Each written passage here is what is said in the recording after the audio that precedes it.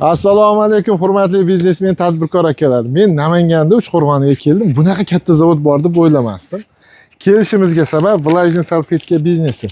Boshida aytaman, bu biznesni boshlasam qancha daromad qilaman degan albatta haqli savol qo'yasiz oldingizga. 300, 400, 500 dollargacha, ya'ni bozoriga qarab foyda qilsangiz bo'laveradi. Ishlab chiqarish mahsulotlari mana 10 talisi bor, 20 tali, 72 tali, 120 tali. Mana mayda 10 talidan kerak bo'lsa 40 mingtagacha ishlab chiqarsangiz bo'lar ekan.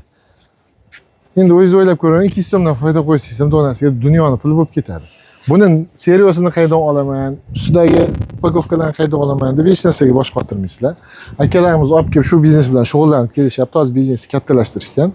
Oldingisi bor, o'sha 40 mingtagacha chiqaradigan variantlari bilan kattalardan 10 ming atrofida chiqaradi. O'shani sizga olib borib o'rnatib ustonovka qilib berishadi. Xitoydan yangi olganim yaxshi desangiz, siz birinchidan 1 oy 2 oy vaqtidangizdan yutasiz, pulidan ham tuzukkina yutasiz. Servis masalasi, mana yordam, texnik yordamlar masalasi bo'yicha ham mana shu joyda ishlaydigan akalarimiz bor ekan. O'zlari bajonidil O'zbekistonda liboy joytigi bo'lsa, sotib olsangiz, olib borib kelishishadi dastlabki narxlarini, lekin shu narxni ichida urgatib berishadi. Hozir ichkariga kirib hammasini sizlarga bir boshdan tushuntirib beraman. Endi quyosh issiq sal bashara hujum bo'lib ketgan bo'lsa, kerak bo'lmaydi. Ketdik. Deyarli hamma har kuni ishlatadigan vlajniy salfetkalar ishlab chiqarish uchun shunaqa uskuna kerak. Bu uskunamiz kuniga 10 ming dona o'rtachadan boshlab, mana kattalari, maydalarini kerak bo'lsa 40 mingta chiqargan joylari ham bor ekan. Ya'ni 10 tali, 20 tali, 72 tali, mana bunaqa 120 tali variantlarini ham chiqarib berishaveradi. Bolalar uchun, kattalar uchun aromatlari, boshqa narsasini o'zgartirsa ham bo'ladi. Ya'ni siz bu biznesni boshlamoqchi bo'lib yursangiz, ana endi Xitoydan qimmatroq narxga chaqirmaysizlar, o'zimiz O'zbekistonda turibdi. Mana shu yerda ishlayotganlar olib borib ustonovka qilib berishadi. Ya'ni ishlatib berishadi.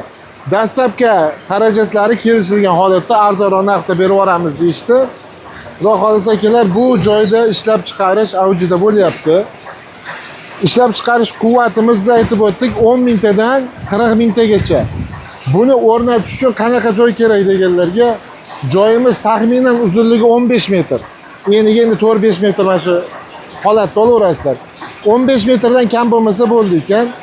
Xo'p, bitta salfetkadan qancha qoladi deganlar. Endi bittasidan mas'ul kuniga agar to'liq quvvatda ishlasa 300, 400, 500 dollargacha daromad qilsa bo'ladi.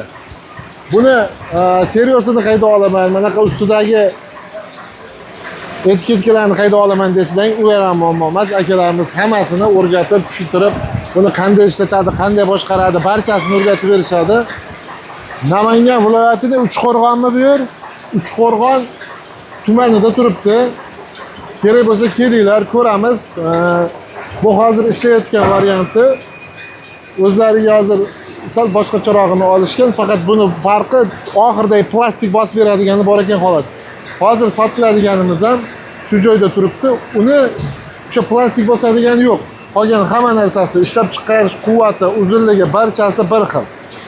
Ekranda nomer qoldirdim, aloqaga chiqaverasizlar.